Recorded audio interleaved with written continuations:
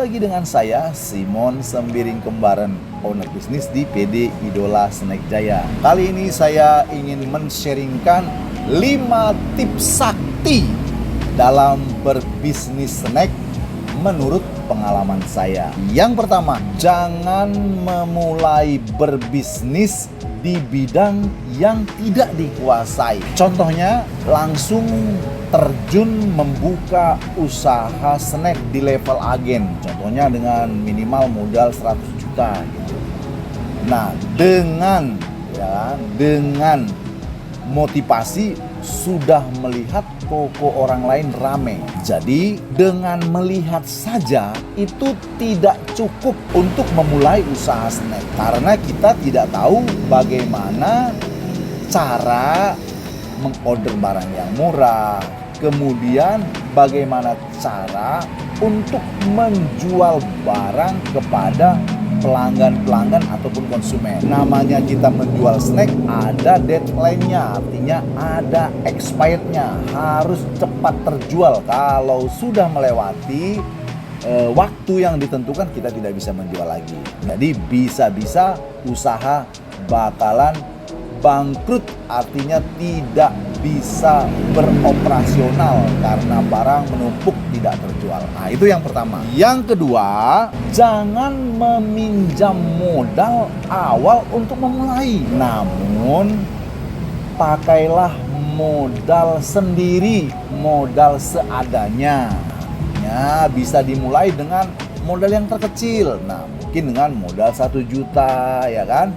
Nah, penjualannya dititip di warung-warung atau penjualannya di pasar malam, ya, atau juga jualan di online. Modal 1 juta udah bisa, daripada langsung buka usaha, ya modelnya langsung yang grosiran. Nah, kalau grosir kan modal minimalnya 15 juta gitu kan. Nah, sewa tempatnya paling tidak setahunnya kurang lebih bisa 15 jutaan juga gitu. Nah, semua modal pinjem gitu kan. Sedangkan perputaran dalam usaha ini belum bisa menjamin usaha ini bisa berkembang, menghasilkan keuntungan gitu. Karena usaha itu biasanya bisa dilihat mulai dari 3 bulan, kemudian ke 6 bulan. Nah, sementara kalau tadi modalnya kita pinjem dari bank ataupun dari orang yang punya ketentuan ada bunganya gitu. Nah, sementara untuk menyicil pokoknya aja belum tentu bisa gitu. Nah, bisa-bisa nanti aset yang kita punya pun akan ditarik. Nah, itu yang kedua ya. Yang ketiga, dalam memulai berusaha itu kita membutuhkan seorang mentor ataupun pembimbing. Kenapa? Karena dengan adanya mentor, kita akan dibimbing bagaimana cara memulai usaha kita itu dan mengembangkannya.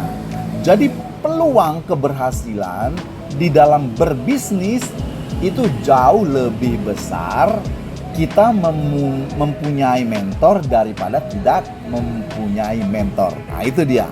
Kemudian yang keempat, di zaman era digitalisasi, tiap pemula ataupun yang saat ini sudah memiliki usaha wajib belajar digital marketing.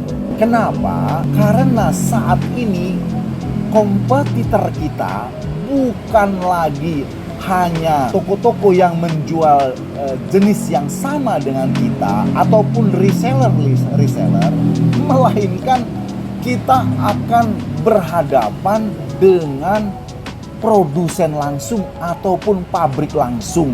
Nah, seperti itu. Jadi itu pentingnya kita belajar digital ya. Khususnya kita bisa belajar bagaimana membuka toko online. Nah, dan juga kita membranding diri, usaha kita branding di sosial media kita sehingga orang banyak yang kenal dengan kita. Nah, itu dia. Kemudian yang terakhir, yang kelima. Yang kelima itu di dalam kita memulai usaha ataupun mengembangkan usaha, nah, kita harus harmonis dengan pasangan kita atau keluarga kita. Nah, di dalam mengelolanya. Karena kalau tidak, ya kan? Nah, maka cara mengembangkan usaha ini tidak akan bisa sukses. Nah, kenapa? Ya karena rezeki itu juga tidak akan mendatangi kita kalau di dalam satu keluarga tidak kompak, ya, tidak harmonis. Nah, pikiran bisa kacau, nah arah tujuan tidak jelas. Nah, tapi kalau kita harmonis di dalam keluarga, yakinlah maka rezeki juga akan datang ke menghampiri keluarga kita. Nah, jadi itu aja yang bisa saya sampaikan. Semoga bermanfaat dan tetap semangat, sukses selalu.